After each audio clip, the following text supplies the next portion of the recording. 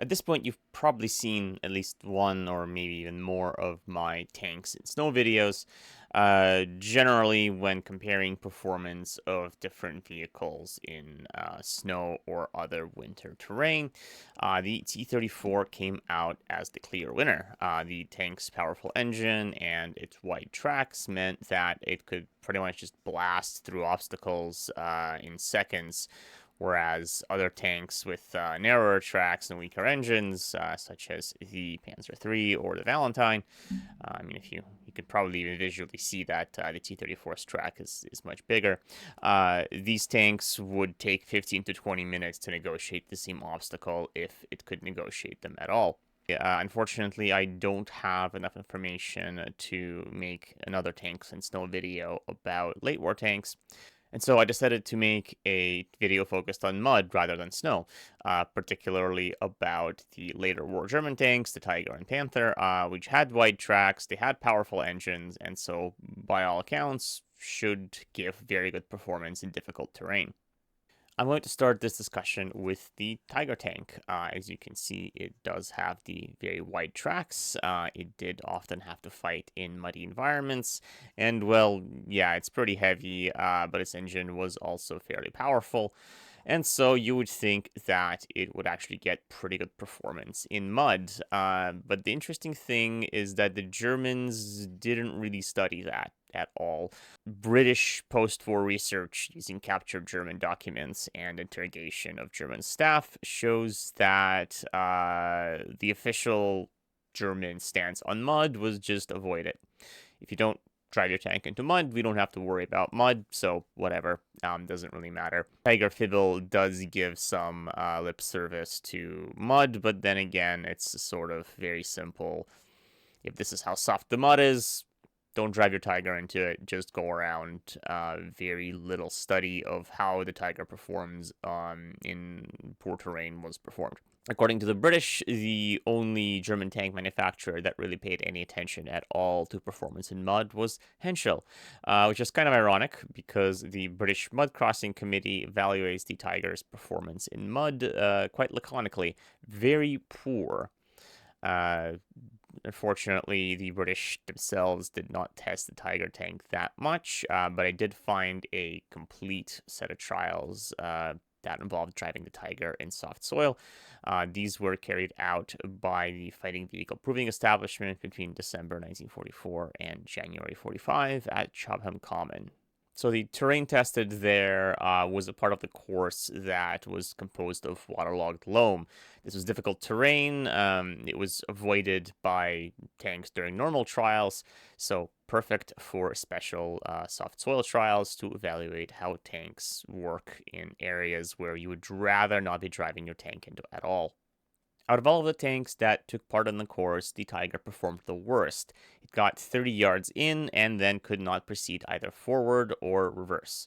And for all the flack that the Sherman gets for its narrow tracks that you can see here, a Sherman tank equipped with standard T-54 tracks managed to make it 50 yards into the course before it got stuck.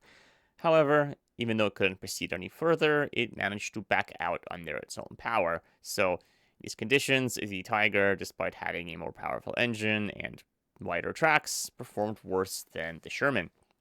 Now, of course, this was only a basic Sherman without any accessories.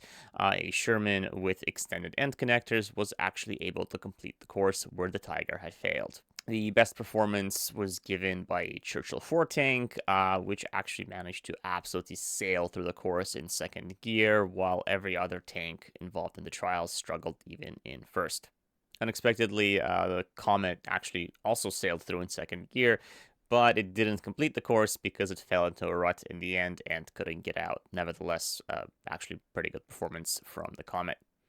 The Tiger also fared the worst out of all the tanks to attempt the hill climbing exercise, slipping sideways very badly and failing at the 13-degree mark.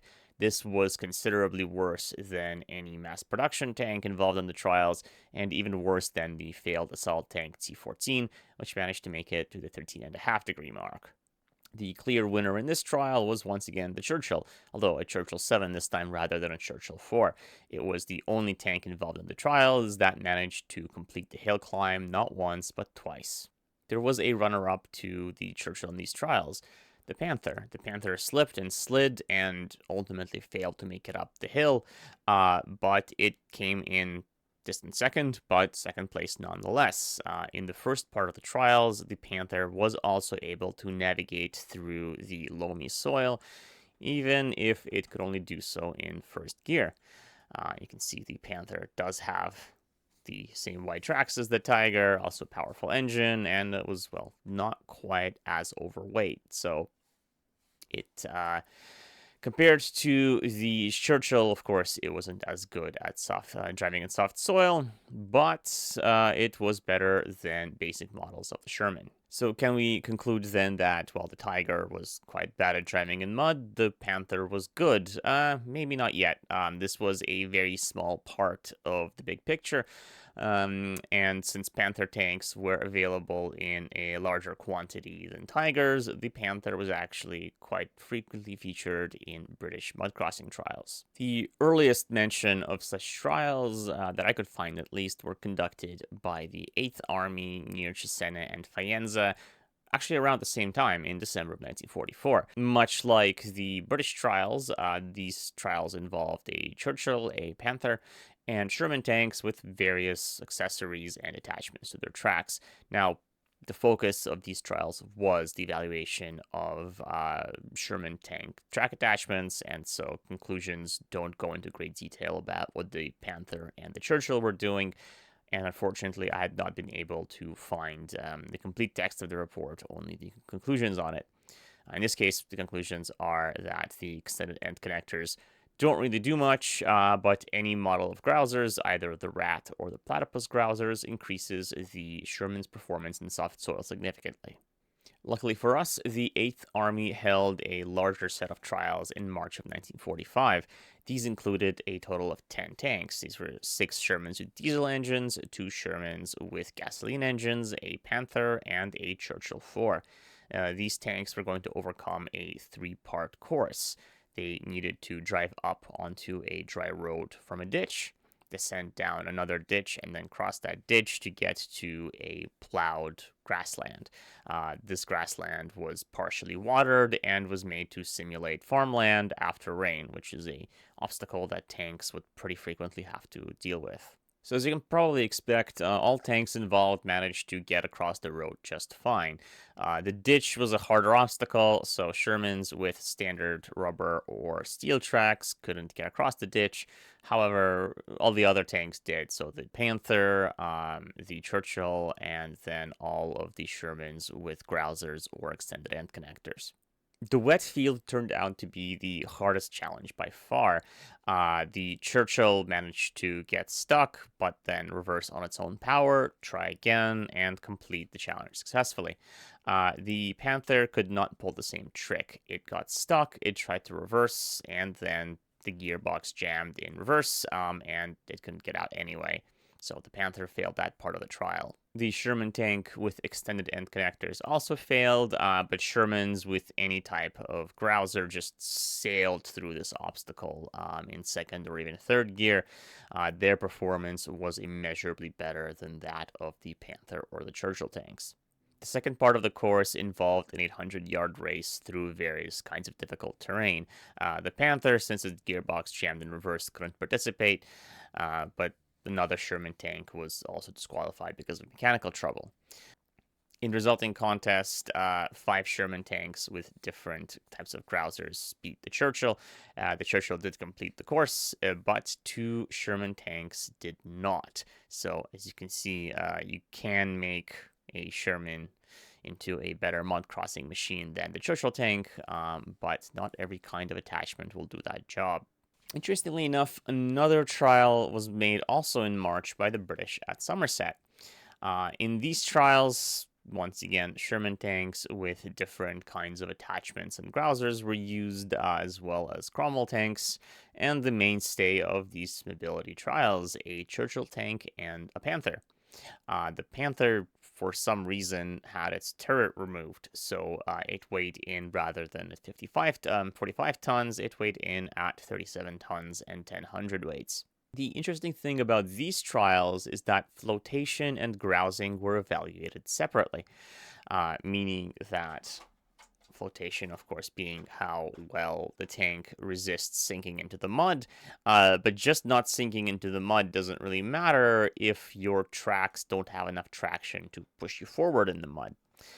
And so evaluating both of these separately gives you a complete and clear picture of how this tank would actually, not only how this tank would behave in mud, but what changes need to be made to its tracks to get it to behave better. So the Panther's white tracks, of course, got it top marks in flotation. And I mean, again, you can see how much bigger the Panther's tracks are compared to those of an ordinary Sherman tank.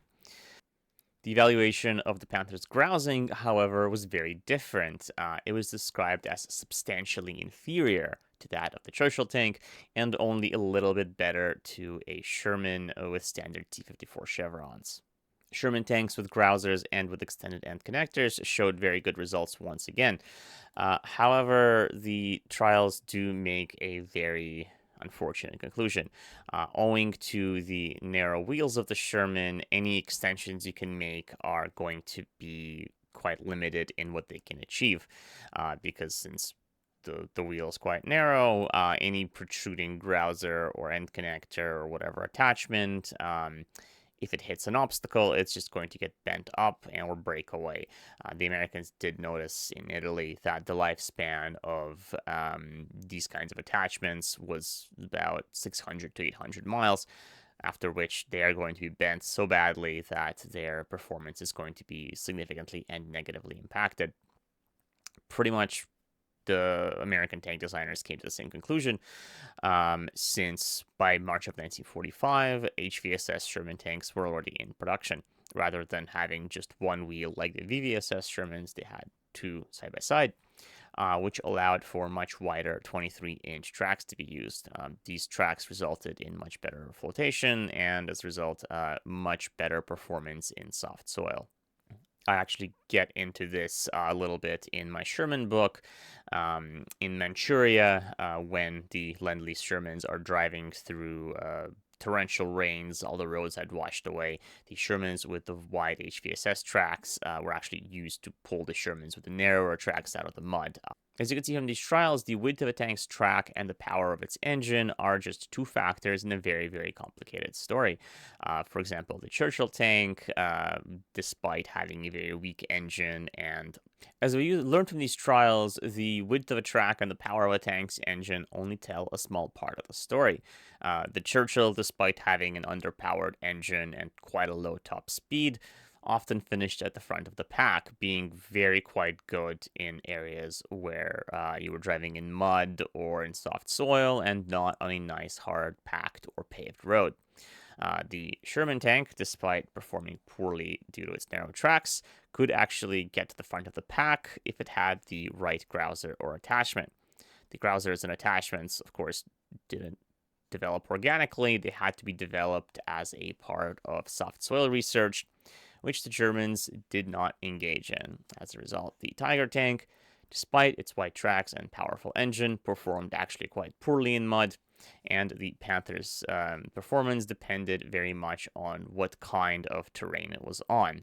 In some cases, the Panther did outperform the Sherman thanks to its white tracks and powerful engine, but its poor grousing characteristics meant that this was dependent on the terrain that it encountered. It's very possible that the Panther would not sink in mud, but at the same time, it would not be able to catch to the humble Sherman tank with grousers or extended end connectors installed.